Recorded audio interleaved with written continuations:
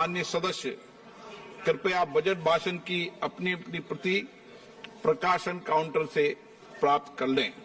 आपको ये भी सूचित किया जाता है कि माननीय मंत्री द्वारा बजट प्रस्तुत किए जाने के पश्चात बजट की प्रतियां आपको मेंबर्स पोर्टल के माध्यम से भी उपलब्ध करा दी जाएगी। माननीय वित्त मंत्री Shrimati Nirmala Sitharaman.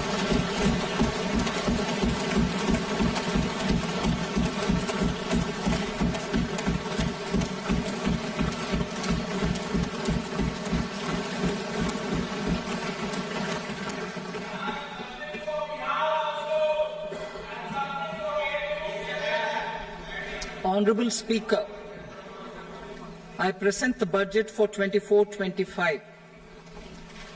Introduction. The people of India have reposed their faith in the government led by Honorable Prime Minister Shri Narendra Modi and re-elected it for a historic third term under his leadership.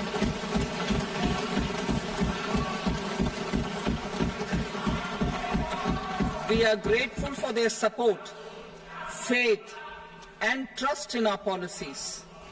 We are determined to ensure that all Indians, regardless of religion, caste, gender, and age, make substantial progress in realizing their life goals and aspirations. Global context. The global economy, while performing better than expected, is still in the grip of policy uncertainties. Elevated asset prices, political uncertainties, and shipping disruptions continue to pose significant downside risks for growth and upside risks to inflation.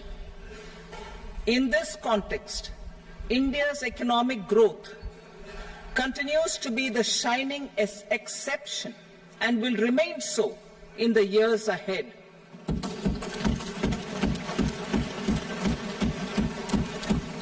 India's inflation continues to be low, stable, and moving towards the 4% target. Core inflation, that is non-food and non-fuel, currently is 3.1%. Steps are being taken to ensure supplies of perishable goods reach markets adequately. Interim budget. As mentioned in the interim budget, we need to focus on four major castes, namely the Garib, Mahilaye, Yuva, and Annadata, the poor, women, youth, and the farmer. For Annadata, we announced higher minimum support prices a month ago for all major crops, delivering on the promise of at least a 50% margin over costs. Pradhan Mantri Garib Kalyan Anna Yojana was extended for 5 years, benefiting more than 80 crore people. Administrative actions for approval and implementation of various schemes announced in the interim budget are well underway. The required allocations have been made. Budget theme. Turning attention to the full year and beyond in this budget, we particularly focus on employment, skilling, MSMEs, and the middle class. I am happy to announce the Prime Minister's package of 5 schemes and initiatives to facilitate employment, skilling, and other opportunities for 4.1 crore youth over a 5-year period, with a central outlay of 2 lakh crore rupees. I will speak about them shortly, while more details may be seen in the annexure. This year, I've made a provision of 1.48 lakh rupees, 1.48 lakh crore rupees for education, employment, and skilling. Budget priorities. The people have given a unique opportunity to our government to take the country on the path of strong development and an all-round prosperity. In the interim budget, we promise to present a detailed roadmap for our pursuit of Viksit Bharat. In line with the strategy set out in the interim budget, this budget envisages sustained efforts on the following 9 priorities for generating ample opportunities for all. Number 1, productivity and resilience in agriculture. Number 2, employment and skilling. Number 3, inclusive human resource development and social justice. 4, manufacturing and services. 5, urban development. 6, energy security. 7, infrastructure. 8, innovation, research and development. And 9, next generation reforms. Subsequent budgets will build on these and add more priorities and actions. A more detailed formulation will be carried out as part of the economic policy framework about which I will speak later in this speech. This budget details some of the specific actions to be initiated in the current year towards fulfillment of these priorities, with potential for transformative changes. The budget also covers some of the previously made announcements with intent to strengthen them and step up their implementation for expediting our journey towards the goal of Viksit Bharat. Priority 1, productivity and resilience in agriculture. Transforming agricultural research. Our government will undertake a comprehensive review of the agricultural research setup to bring the focus on raising productivity and developing climate-resilient varieties. Funding will be provided in challenge mode, including to the private sector. Domain experts, both from the government and outside, will oversee the conduct of such research. Release of new varieties. New 109 high-yielding and climate-resilient varieties of 32 field and horticultural crops will be released for cultivation by farmers. Natural farming. In the next 2 years, 1 crore farmers across the country will be initiated into natural farming, supported by certification and branding. Implementation will be through scientific institutions and willing gram panchayats. 10,000 need-based bio-input resource centers will be established. Missions for pulses and oil seeds. For achieving self-sufficiency in pulses and oil seeds, we will strengthen their production, storage and marketing. As announced in the interim budget, a strategy is being put in place to achieve Atmanirbharta for oil seeds such as mustard, groundnut, sesame, soybean and sunflower. Vegetable production and supply chains. Large-scale clusters for vegetable production will be developed closer to major consumption centers. We will promote farmer-producer organizations, cooperatives, and startups for vegetable supply chains, including for collection and storage and marketing. Digital public infrastructure for agriculture. Buoyed by the success of the pilot project, our government, in partnership with the states, will facilitate the implementation of the digital public infrastructure in agriculture for coverage of farmers and their lands in 3 years. During this year, digital crop survey for Kharif using the DPI will be taken up in 400 districts. The details of 6 crore farmers and their lands will be brought into the farmer and land registries. Further, the issuance of Jan Samarth based Kisan credit cards will be enabled in 5 states. Shrimp production and export. Financial support for setting up a network of nucleus breeding centers for shrimp brood stocks will be provided. Financing for shrimp farming, processing and export will be facilitated through NABARD. National Cooperation Policy.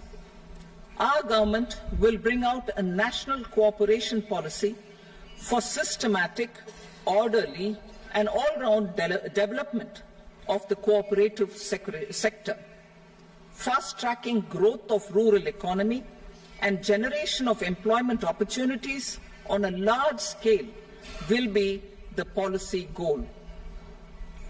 This year, I have made a provision of 1.52 lakh crore rupees for agriculture and allied sectors.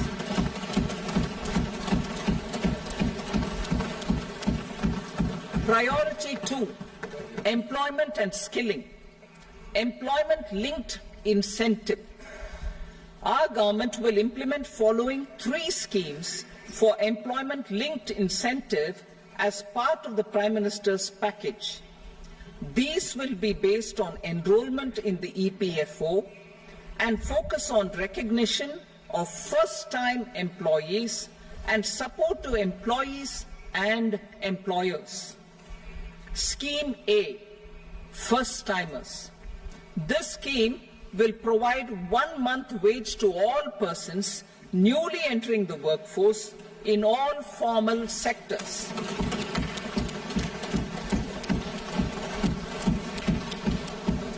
Direct benefit transfer of 1 month's salary in 3 installments to first-time employees as registered in the EPFO will be up to 15,000 rupees. The eligibility limit will be a salary of 1 lakh per month. The scheme is expected to benefit 210 lakh youths.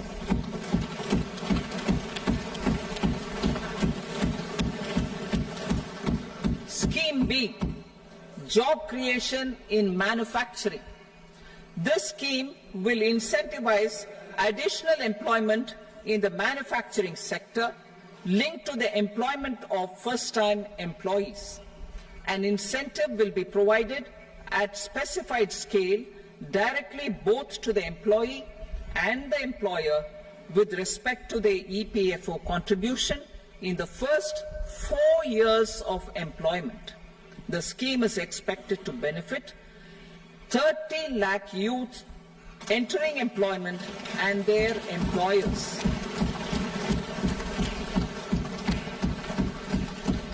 Scheme C, support to employers.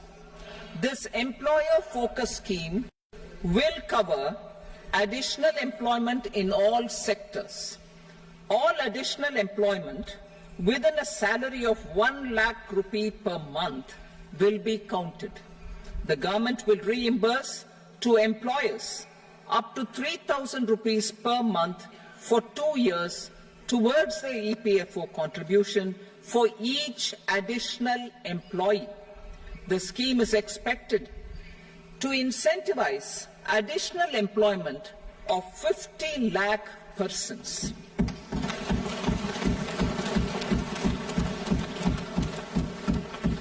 Participation of women in the workforce.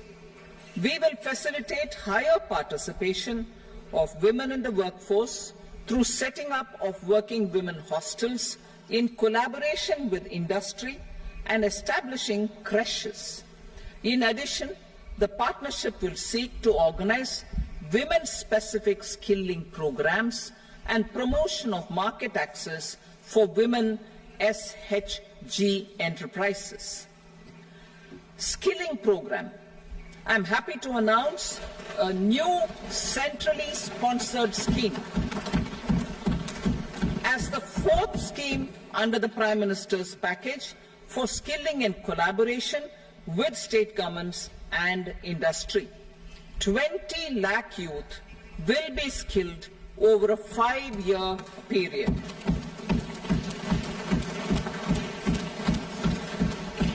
"1,000 industrial training institutes will be upgraded in hub and spoke arrangements with outcome orientation. Course content and design will be aligned to the skill needs of industry, and new courses will be introduced for emerging needs. Skilling loans. The model skill loan scheme will be revised to facilitate loans up to 7.5 lakh rupees with a guarantee from a government-promoted fund. This measure is expected to help 25,000 students every year.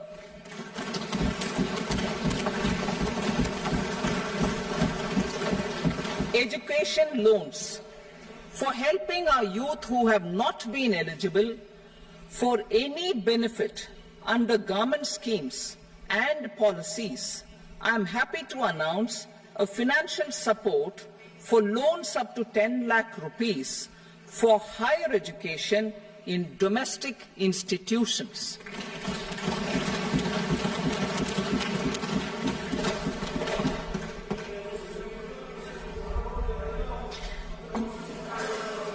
E-vouchers for this purpose.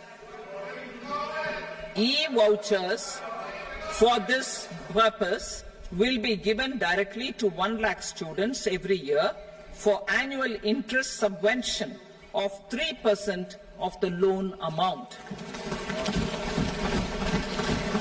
Priority 3, inclusive human resource development and social justice. Saturation approach. Our government is committed to all-round, all-pervasive and all-inclusive development of people, particularly farmers, youth, women and the poor. For achieving social justice comprehensively, the saturation approach of covering all eligible people through various programs, including those for education and health, will be adopted to empower them by improving their capabilities. Implementation of schemes meant for supporting economic activities by craftsmen, artisans, self-help groups, scheduled caste, scheduled tribe, and women entrepreneurs and street vendors such as the PM Vishwakarma, PM Swanidhi, National Livelihood Missions, and Stand Up India will be stepped up. Purvodaya. The states in the eastern part of the country are rich in endowments and have strong cultural traditions. We will formulate a plan, Purvodaya, for the all-round development of the eastern region of the country, covering Bihar, Jharkhand, West Bengal, Odisha, and Andhra Pradesh. This will cover human resource development, infrastructure, and generation of economic opportunities to make the region an engine to attain Vikasit Bharat. On the Amritsar-Kolkata Industrial Corridor, we will support development of an industrial node at Gaya. This corridor will catalyze industrial development of the eastern region. The industrial node at Gaya will also be a good model for developing our ancient centers of cultural importance into future centers of modern economy. This model shall showcase Vikas B, Virasat B in our growth trajectory. We will also support development of road connectivity projects, namely 1. Patna-Purnia Expressway, 2. Buxar-Bhagalpur Expressway, 3. Bodh Gaya, Rajgir, Vaishali and Darbhanga spurs, and 4. Additional 2-lane bridge over River Ganga at Buxar at a total cost of 26,000 crore rupees.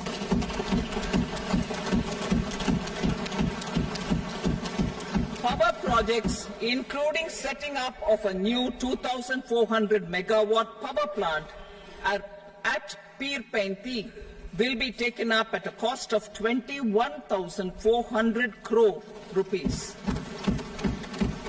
New airports, medical colleges, and sports infrastructure in Bihar will be constructed. An additional allocation to support capital investments will be provided. The requests of Bihar government for external assistance from multilateral development banks will be expedited.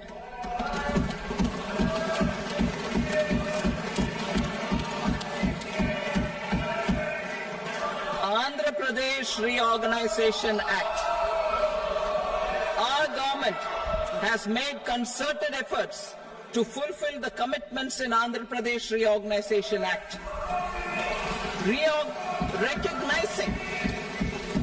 Recognizing the state's need for the capital, recognizing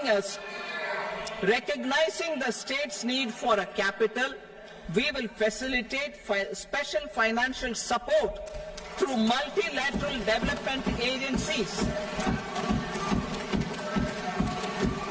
In the current financial year, 15,000 crore rupees will be arranged with additional amounts in future years.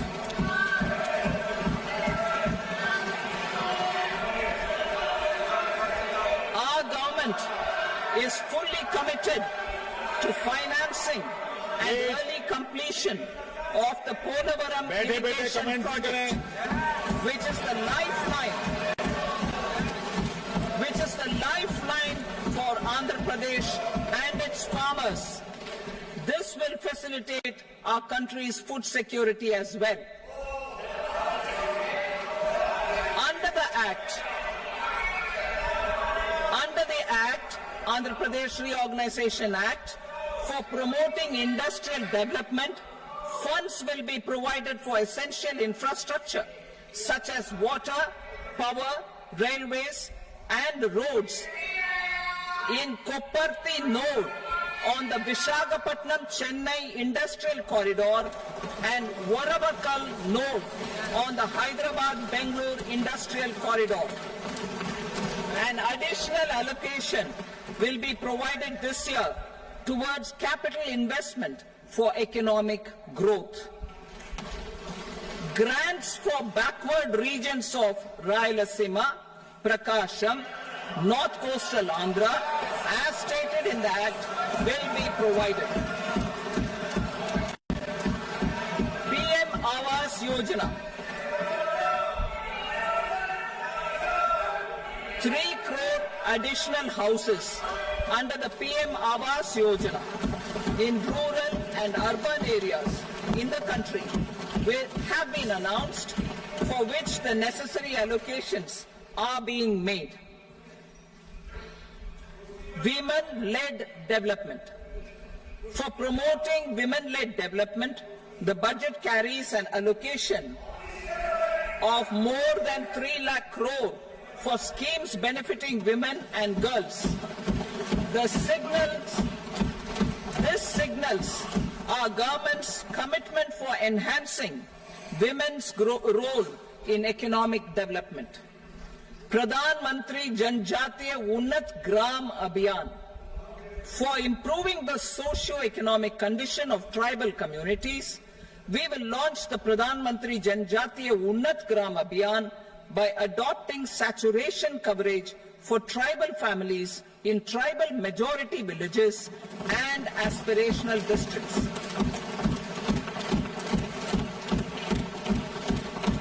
This will cover 63,000 villages, benefiting 5 crore tribal people. Bank branches in northeastern region.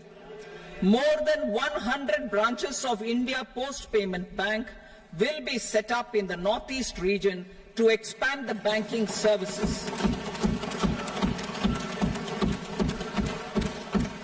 year, I have made a provision of 2.66 lakh crore rupees for rural development, including rural infrastructure. Priority 4, manufacturing and services, support for promotion of MSMEs. This budget provides special attention to MSMEs and manufacturing, particularly labor-intensive manufacturing. We have formulated a package covering financing, regulatory changes, and technology support for MSMEs to help them grow and also compete globally, as mentioned in the interim budget. I am happy to announce the following specific measures. Credit guarantee scheme for MSMEs in the manufacturing sector. For facilitating term loans to MSMEs for purchase of machinery and equipment without collateral or third-party guarantee, a credit guarantee scheme will be introduced. The scheme will operate on pooling of credit risks of such MSMEs.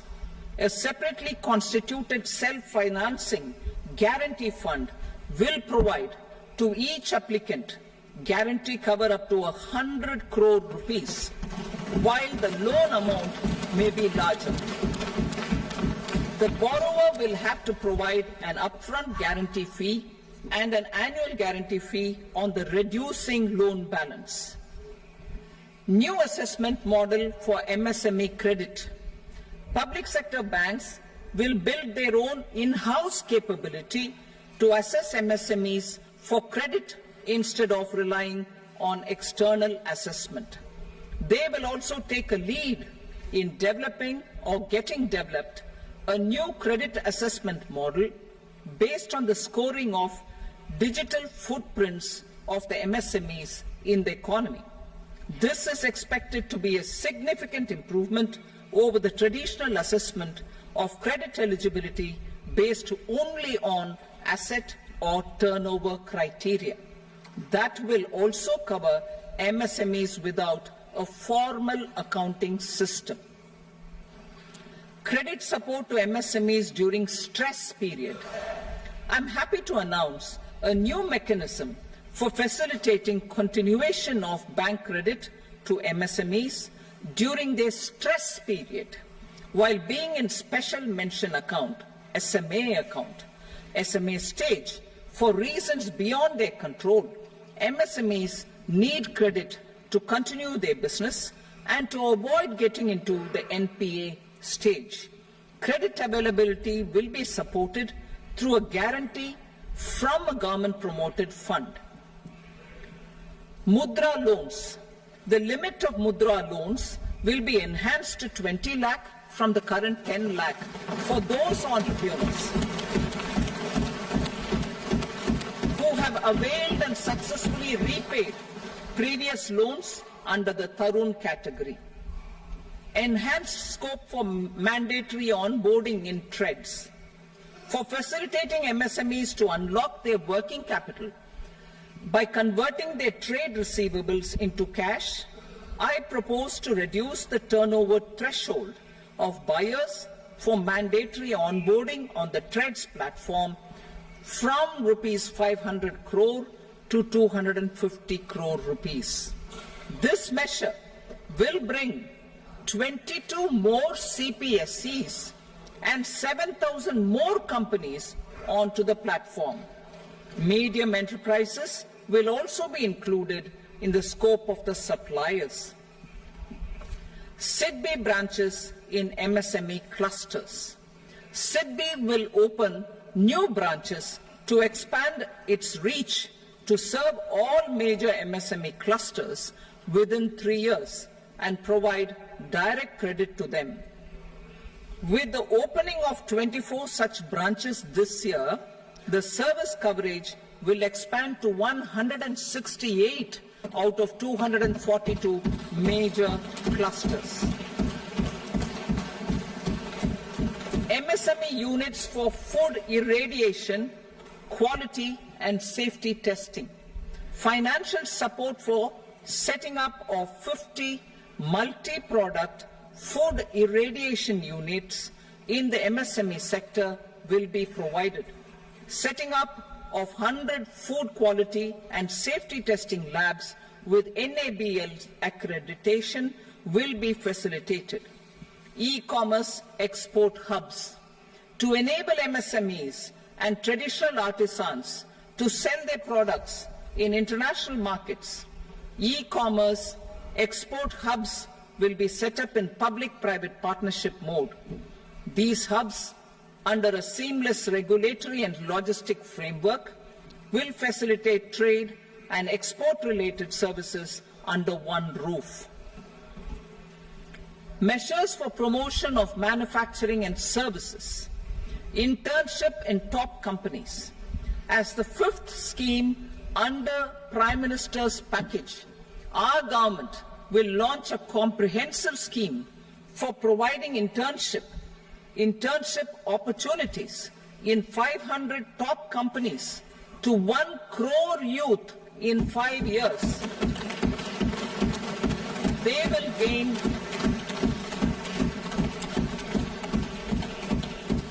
will gain exposure for 12 months to real-life business environment, varied professions, and employment opportunities.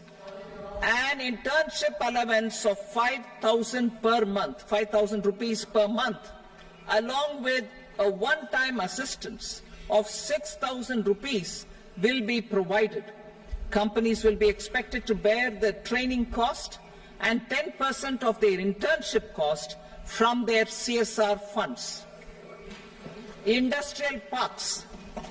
Our government will facilitate development of investment-ready, plug-and-play industrial parks with complete infrastructure in or near 100 cities in partnership with the states and private sector by better using town planning schemes.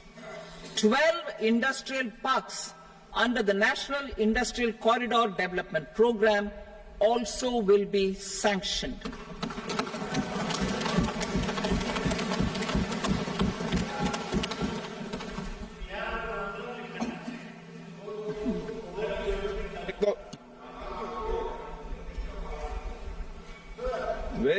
No, please, Petty.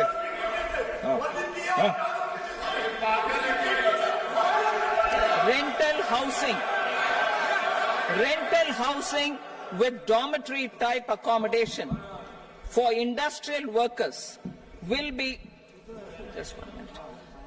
Rental housing, I repeat, rental housing with dormitory type accommodation for industrial workers will be facilitated in PPP mode with VGF support and commitment from anchor industries.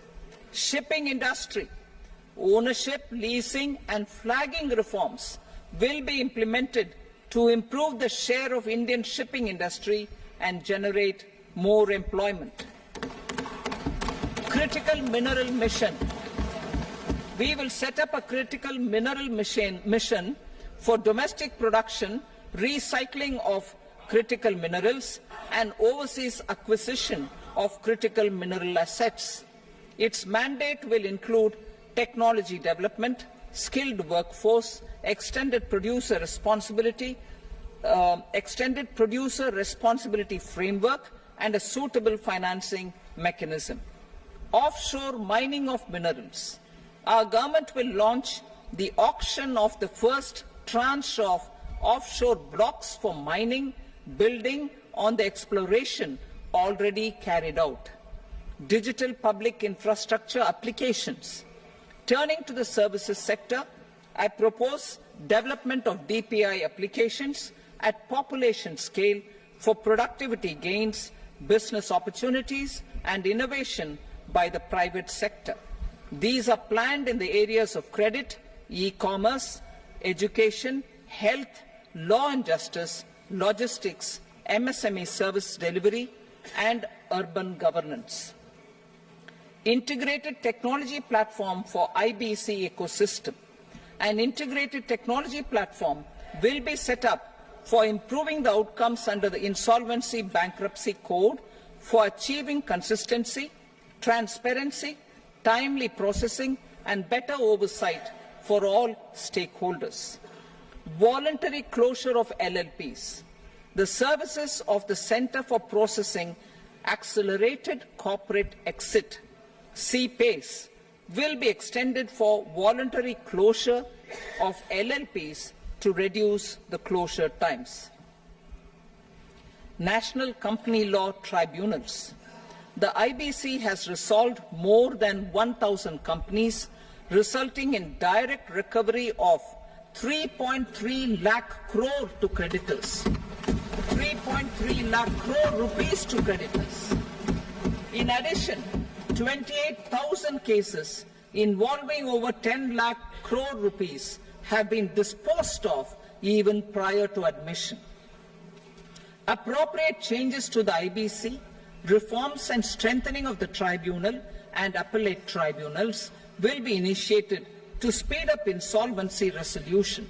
Additional tribunals will be established. Out of those, some will be notified to decide cases exclusively under the Companies Act. Debt recovery. Steps for reforming and strengthening debt recovery tribunals will be taken. Additional tribunals will be established to speed up recovery. Priority 5, urban development. Cities as growth hubs. Working with states, our government will facilitate development of cities as growth hubs. This will be achieved through economic and transit planning and orderly development of peri-urban areas utilizing town planning schemes. Creative redevelopment of cities. For creative brownfield redevelopment of existing cities with a transformative impact, our government will formulate a framework for enabling policies, market-based mechanisms, and regulation. Transit-oriented development. Transit-oriented development plans for 14 large cities with a population above 30 lakh will be formulated, along with an implementation and financing strategy. Urban housing. Under the PM Awas Yojana, Urban 2.0, housing needs of 1 crore urban poor and middle-class families will be addressed with an investment of 10 lakh crore rupees. This will include the central assistance of 2.2 lakh crore rupees in the next 5 years. A provision of interest subsidy to facilitate loans at affordable rates is also envisaged. In addition, enabling policies and regulations for efficient and transparent rental housing markets with enhanced availability will also be put in place. Water supply and sanitation. In partnership with state governments and multilateral development banks, we will promote water supply, sewage treatments, and solid waste management projects and services for 100 large cities through bankable projects. These projects will also envisage use of treated water for irrigation and filling up of tanks in nearby areas. Street markets. Building on the success of PM Swanidhi scheme in transforming the lives of street vendors, our government envisions a scheme to support each year over the next 5 years the development of 100 weekly hearts or street food hubs in select cities. Stamp duty.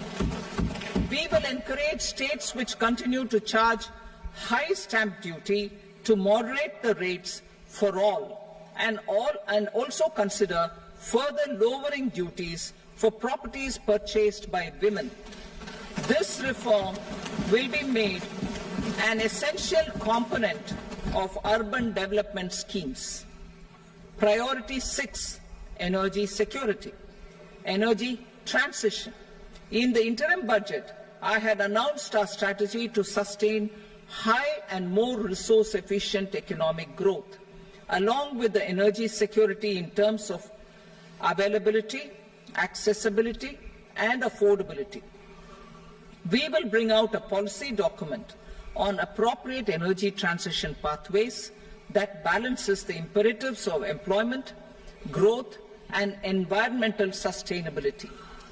PM Surya Ghar Muft Bijli Yojana.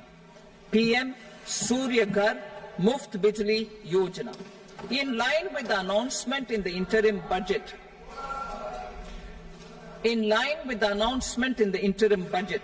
PM Surya Ghar Muft Bijli Yojana has been launched to install rooftop solar plants to enable 1 crore households obtain free electricity up to 300 units every month. The scheme has generated remarkable response with more than 1.28 crore registrations and 14 lakh applications, and we will further encourage it. Pumped storage policy.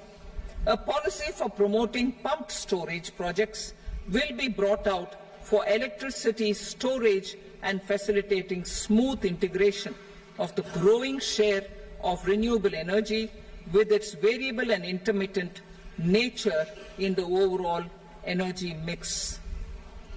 Research and development of small and modular nuclear reactors. Nuclear energy is expected to form a very significant part of the energy mix for Viksit Bharat. Towards that pursuit, our government will partner with the private sector for 1. Setting up Bharat Small Reactors, 2. Research and development of Bharat Small Modular Reactor, and 3. Research and development of newer technologies for nuclear energy. The R&D funding announced in the interim budget will be made available for this sector also. Advanced ultra supercritical thermal power plants. The development of indigenous technology for advanced ultra supercritical thermal power plants with much higher efficiency has been completed. A joint venture between NTPC and BHEL will set up a full-scale 800 megawatt commercial plant using AUSC technology. The government will provide the required fiscal support. Moving forward, development of indigenous capacity for the production of high-grade steel and other advanced metallurgy materials for these plants will result in strong spin-off benefits for the economy. Roadmap for hard-to-abate industries. A roadmap for moving the hard-to-abate industries from energy efficiency targets to emission targets will be formulated. Appropriate regulations for transition of these industries from the current perform, achieve, and trade mode to Indian carbon market mode will be put in place. Support to traditional micro and small industries. An investment-grade energy audit of traditional micro and small industries in 60 clusters, including brass and ceramic, will be facilitated. Financial support will be provided for shifting them to cleaner forms of energy and implementation of energy efficiency measures. The scheme will be replicated in another 100 clusters in the next phase. Priority 7, infrastructure investment by central government. Significant investment the central government has made over the years in building and improving infrastructure has had a strong multiplier effect on the economy.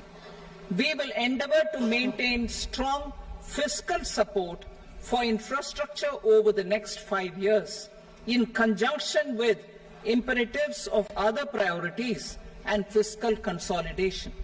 This year, I have provided 11,11,111 crore rupees for capital expenditure. This would be 3.4% of our GDP.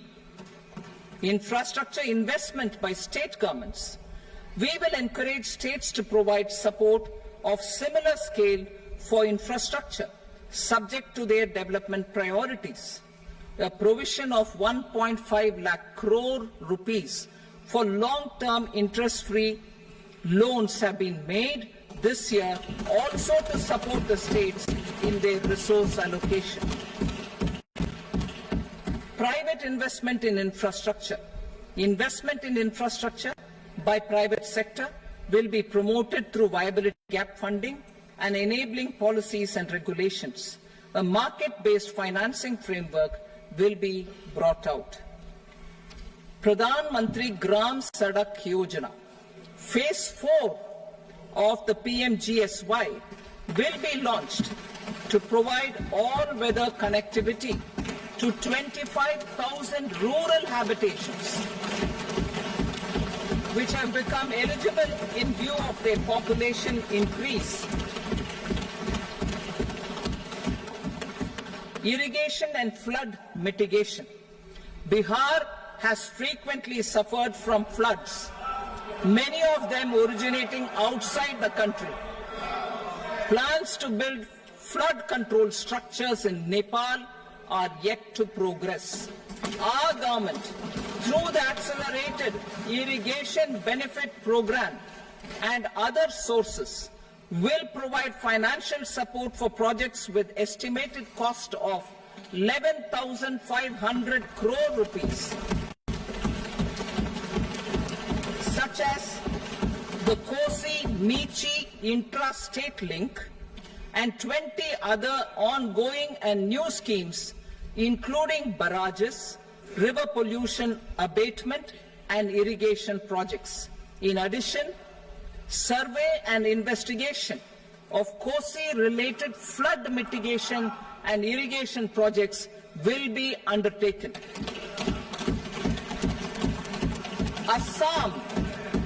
Assam grapples with floods every year by the Brahmaputra River and its tributaries originating outside India. We will provide assistance to Assam for flood management and related projects.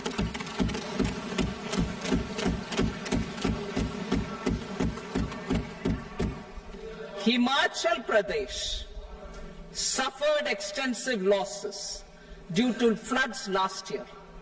Our government will provide assistance to the state for reconstruction and rehabilitation through multilateral development assistance.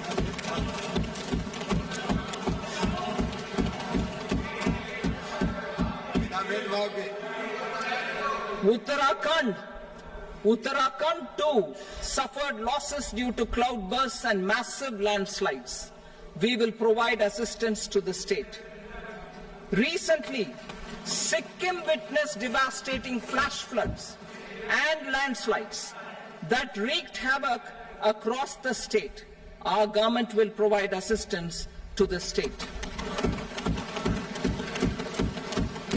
Tourism.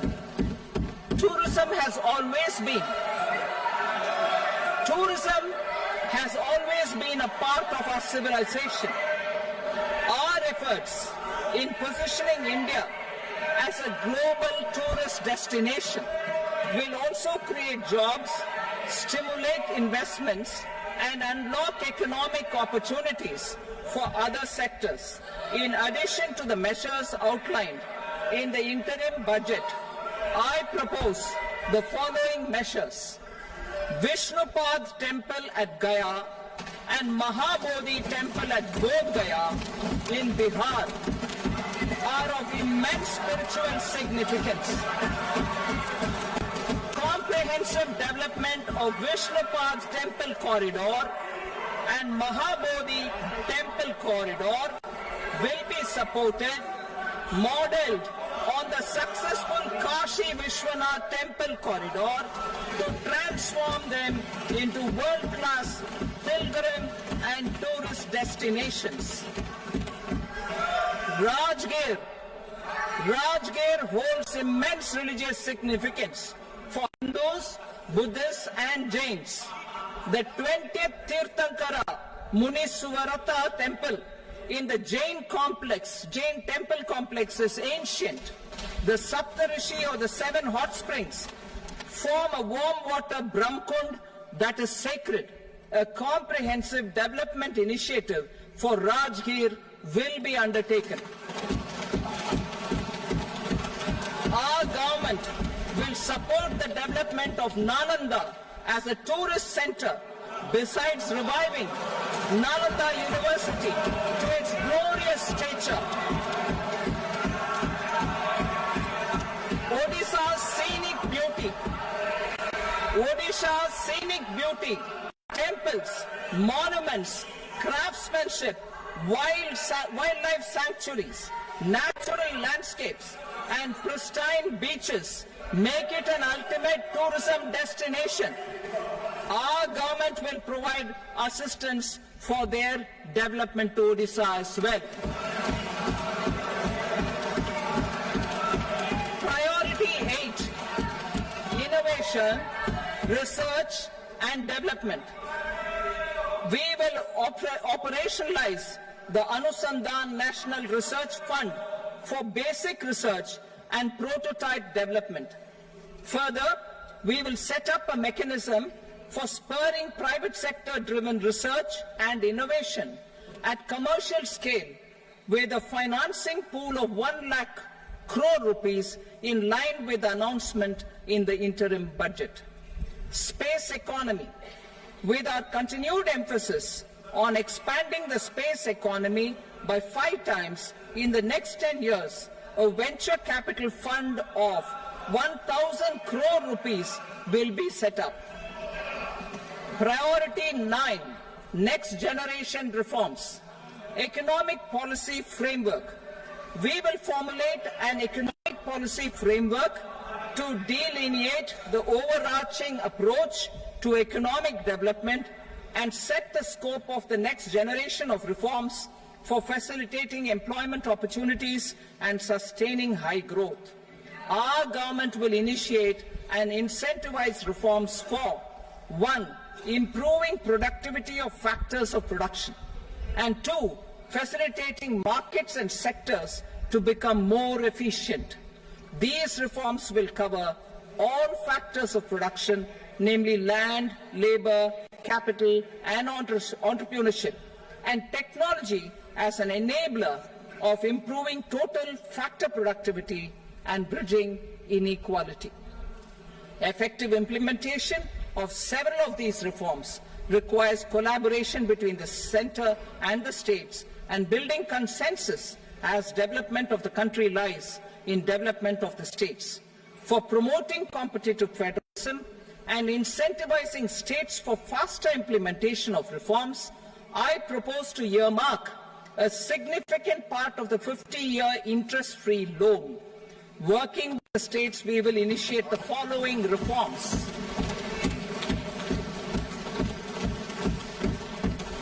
Land-related reforms and actions, both in the rural and urban areas, will cover land administration, will cover 1. Land administration, planning and management, and 2. Urban planning usage and building bylaws. These will be incentivized for completion within the next 3 years through appropriate fiscal support.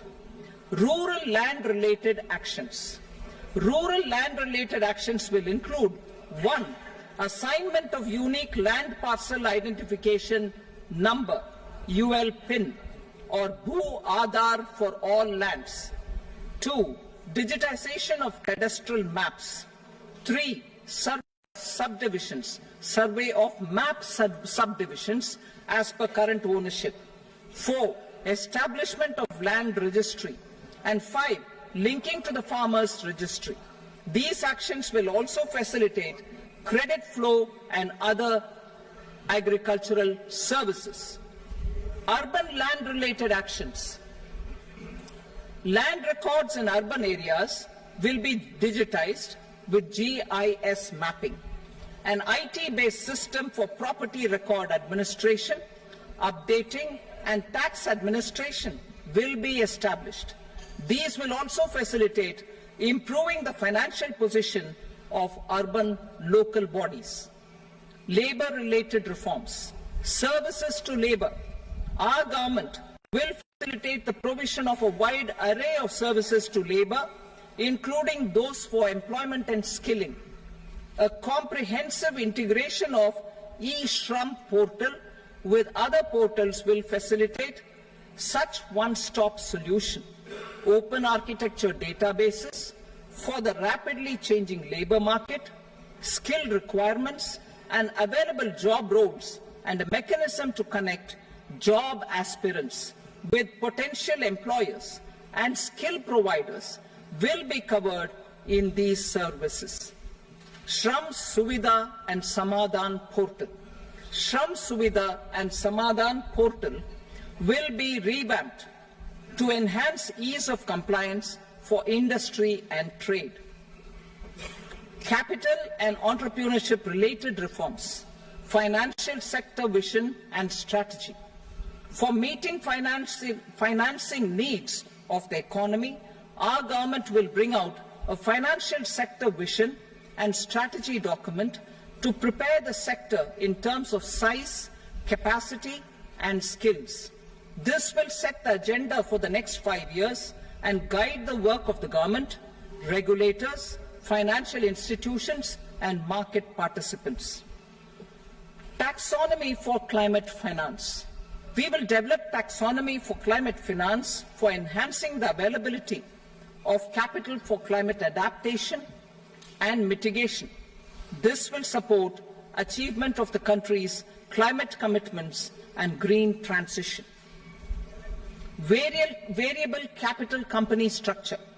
We will seek the required legislative approval for providing an efficient and flexible mode for financing leasing of aircrafts and ships and pooled funds of private equity through a variable company structure. Foreign direct investment and overseas investment. The rules and regulations for foreign direct investment and overseas investments will be simplified to 1. Facilitate foreign direct investments, 2. Nudge prioritization, and 3. Promote opportunities for using Indian rupee as a currency for overseas investment. NPS Vatsalya. NPS Vatsalya, a plan for contribution by parents and guardians for minors, will be started. On attaining the age of majority, the plan can be converted seamlessly into a normal NPS account. Use of technology. We have successfully used technology for improving productivity and bridging inequality in our economy during the past 10 years. Public investment in digital infrastructure and innovations by the private sector have helped in improving access of all citizens, particularly the common people, to market resources, education, health and services. We will step up adoption of technology towards digitalization of the economy. Ease of doing business. For enhancing ease of doing business, we are already working on the Jan Vishwas Bill 2.0.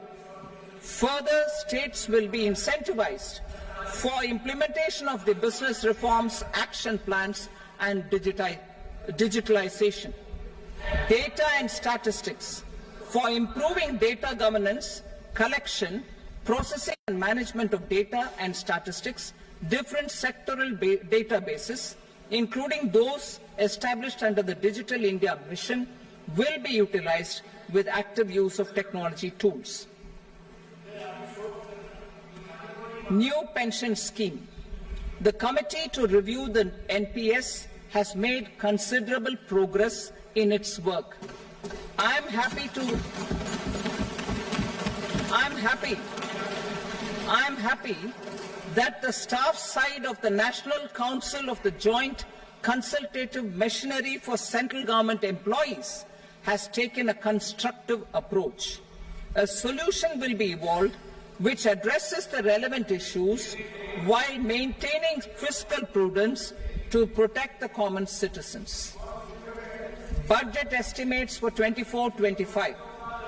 For the year 24-25, total receipts other than borrowings and the total expenditure are estimated at 32.07 lakh crore rupees and 48.21 lakh crore rupees respectively. The net tax receipts are estimated at 25.83 lakh crore rupees. The fiscal deficit is estimated at 4.9% of the GDP.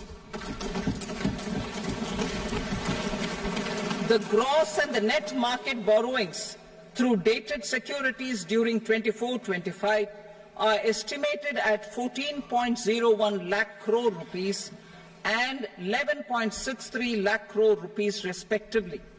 Both will be less than that in 23-24. The fiscal consolidation path announced by me in 2021 has served our economy very well, and we aim to reach the deficit below 4.5% next year. The government is committed to staying the course. From 2026-27 onwards, our endeavour will be to keep the fiscal deficit each year such that the central government's debt will be on a declining path as percentage of GDP. I will now move to Part B.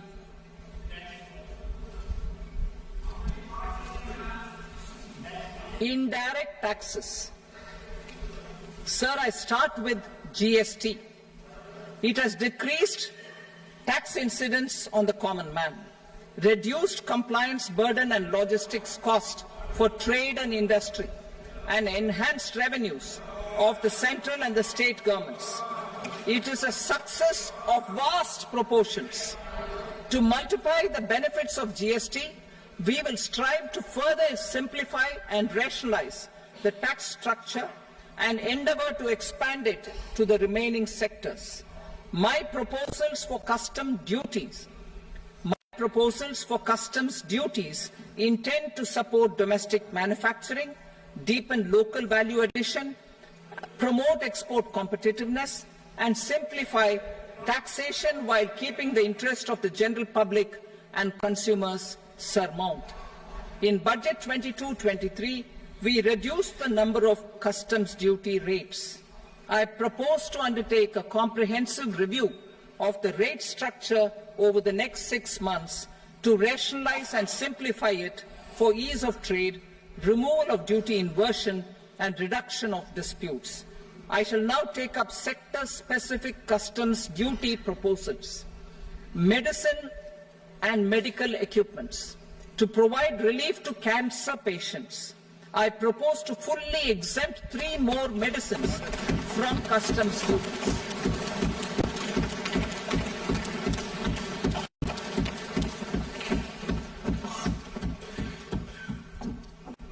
I also propose changes in the BCD on X-ray tubes and flat panel detectors for use in medical X-ray machines under the phased manufacturing program so as to synchronize them with the domestic capacity addition. Mobile phone and related parts. With a 3-fold increase in domestic production and almost a 100-fold jump in exports of mobile phones over the last 6 years, the Indian mobile industry has matured. In the interest of consumers, I now propose to reduce the BCD on mobile phone, mobile PCBA, and mobile charger to 15%. Critical minerals. Minerals such as lithium, copper, cobalt, and rare earth elements are critical for sectors like nuclear energy, renewable energy, space, defense, telecommunications, and high-tech electronics. I propose to fully exempt customs duties on 25 critical minerals and reduce BCD on 2 of them. This will provide a major fillip to the processing and refining of such minerals and help secure their availability for these strategic and important sectors. Solar energy. Energy transition is critical in the fight against climate change. To support energy transition, I propose to expand the list of exempted capital goods for use in the manufacture of solar cells and panels in the country. Further, in view of sufficient domestic manufacturing capacity of solar gas, glass and tinned copper interconnect, I propose not to extend the exemption of custom duties provided to them. Marine products. India's seafood exports in the last financial year touched an all-time high of more than 60,000 crores of rupees. Frozen shrimp accounted for about 2/3 of these exports. To enhance their competitiveness, I propose to reduce BCD on certain broodstock, polychaete worms, shrimp and fish feed to 5%. I also propose to exempt customs duty on various inputs for manufacture of shrimp and fish feed. Leather and textile.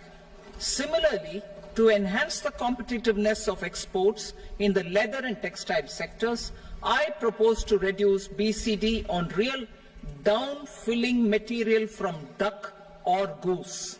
I am also making additions to the list of exempted goods for manufacture of leather and textile garments, footwear and other leather articles for export.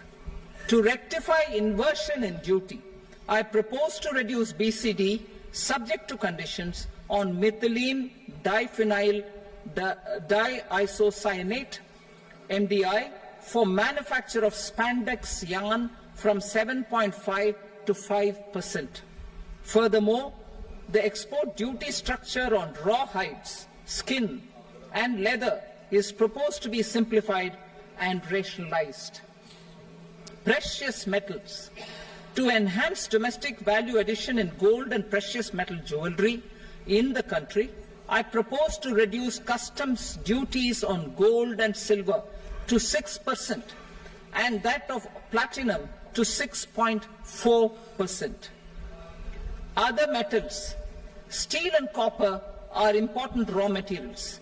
To reduce their cost of production, I propose to remove the BCD on ferronickel and blister copper. I am also continuing with nil BCD on ferrous scrap and nickel cathode and concessional BCD of 2.5% on copper scrap. Electronics. To increase value addition in the domestic electronics industry, I propose to remove the BCD subject to conditions on oxygen-free copper for manufacture of resistors. I also propose to exempt certain parts for manufacture of connectors. Chemicals and petrochemicals. To support existing and new capacities in the pipeline, I propose to increase the BCD on ammonium nitrate from 7.5% to 10%. Plastics. PVC flex banners are non-biodegradable and hazardous for environment and health. To curb their imports, I propose to raise the BCD on them from 10 to 25%. Telecommunication equipment.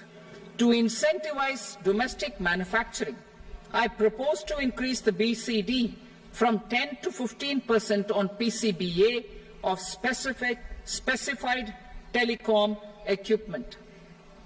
Trade facilitation. To promote domestic aviation and boat and ship MRO, I propose to extend the period for export of goods imported for repairs from 6 months to 1 year. I'll read that again. To promote domestic aviation and boat and ship maintenance, repair and operations. I propose to extend the period for export of goods imported for repairs from 6 months to 1 year. In the same vein, I propose to extend the time limit for re-import of goods for repairs under warranty from 3 to 5 years. I now move to direct taxes. We will continue our efforts to simplify taxes, improve taxpayer services, provide tax certainty, and reduce litigation while enhancing revenues for funding the development and welfare schemes of the government. It has been our endeavour to simplify taxation.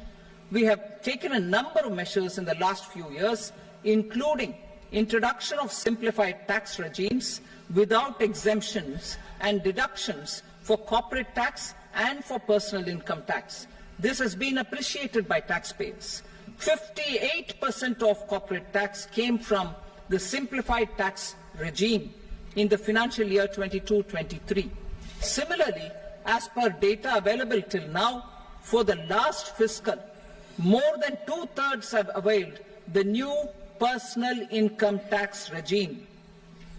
Comprehensive review of the Income Tax Act. I am now announcing a comprehensive review of the Income Tax Act 1961.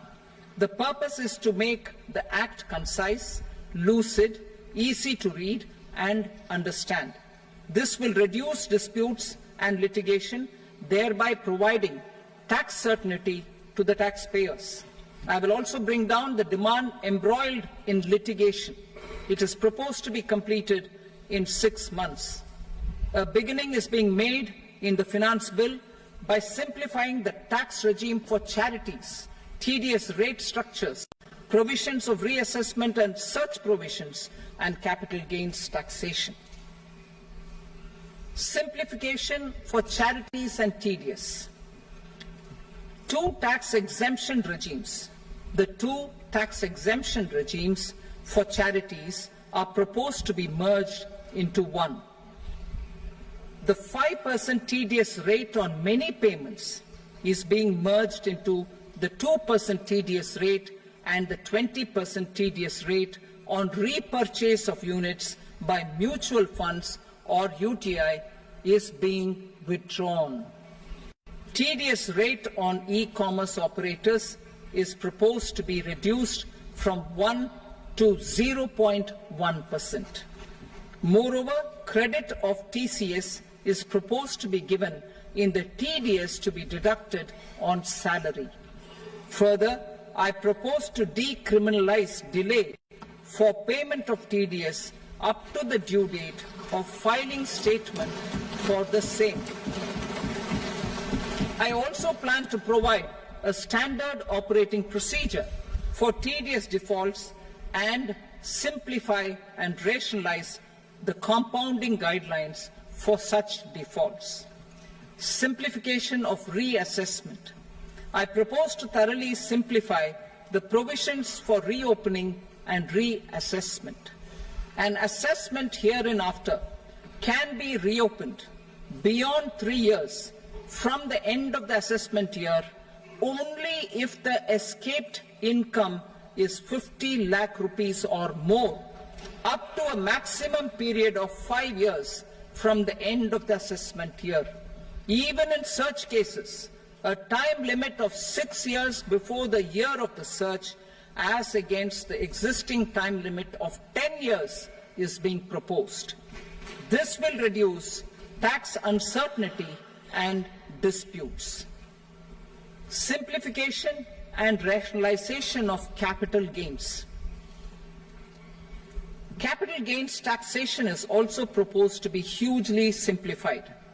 Short-term gains on certain financial assets shall henceforth attract a tax rate of 20%, while that on all other financial assets and all non-financial assets shall continue to attract the applicable tax rate.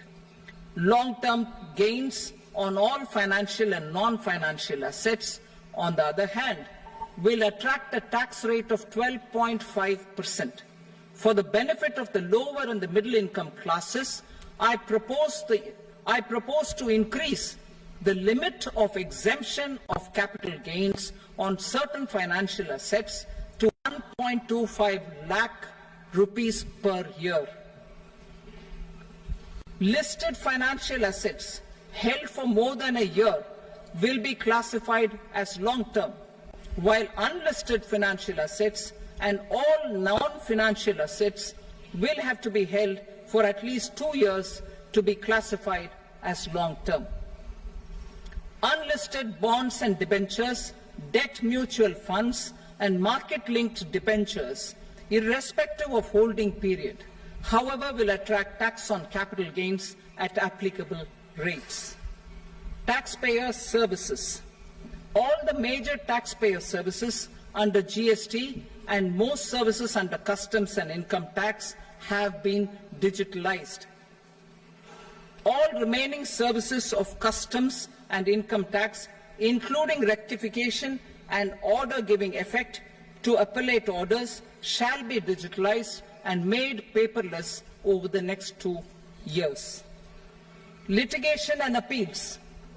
While our concerted efforts to reduce pendency of appeals at various appellate fora are beginning to show good results, it will continue to engage our highest attention.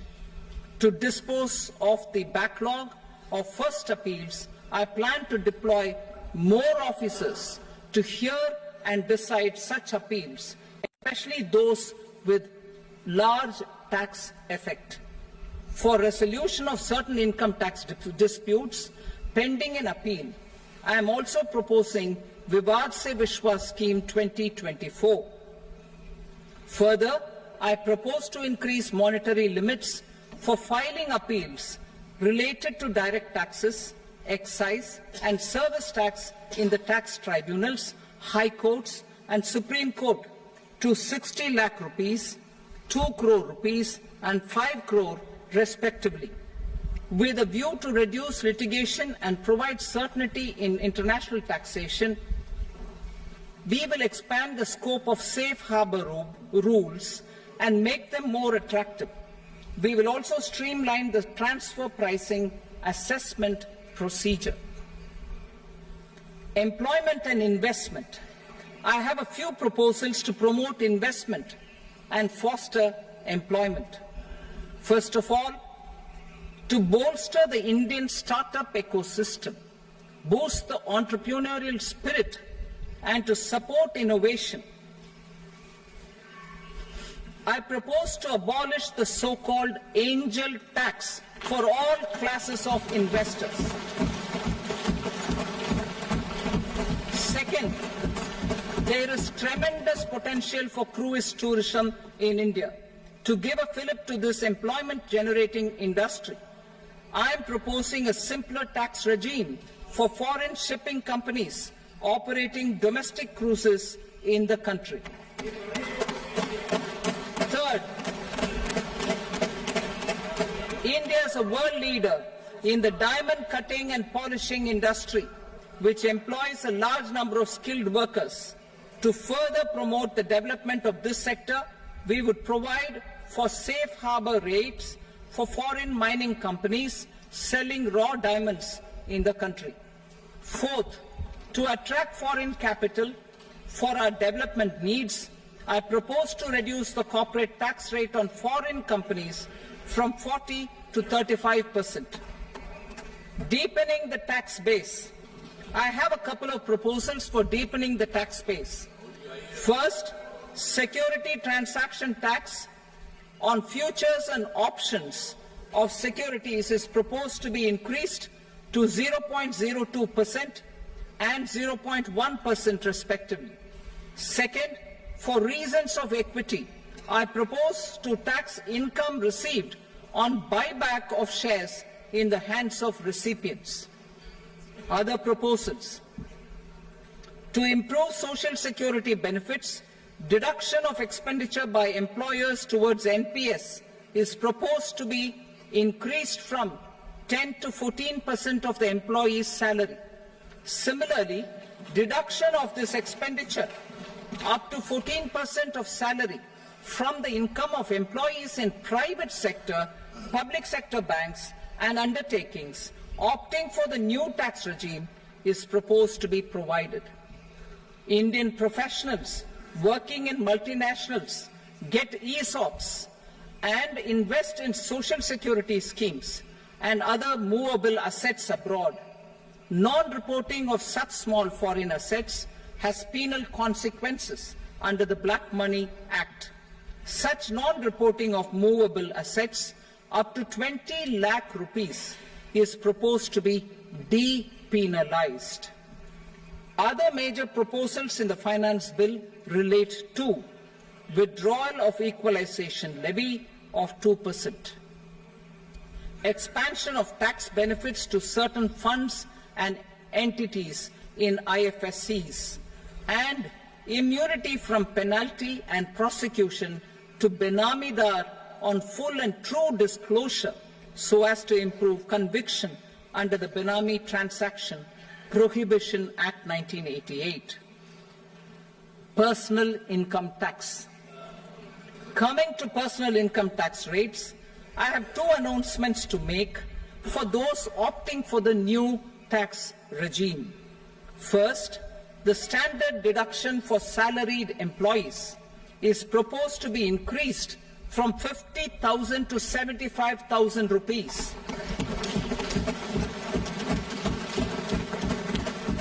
Similarly, deduction on family pension for pensioners is proposed to be enhanced from 15,000 to 25,000 rupees. This will provide relief to about 4 crore salaried individuals and pensioners.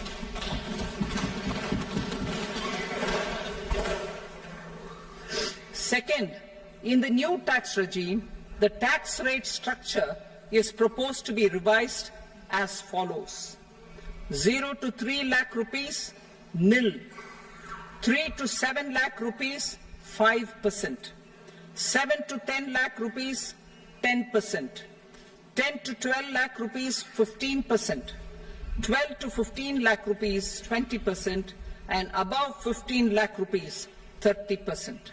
As a result of these changes, a salaried employee in the new tax regime stands to save up to 17,500 rupees in income tax.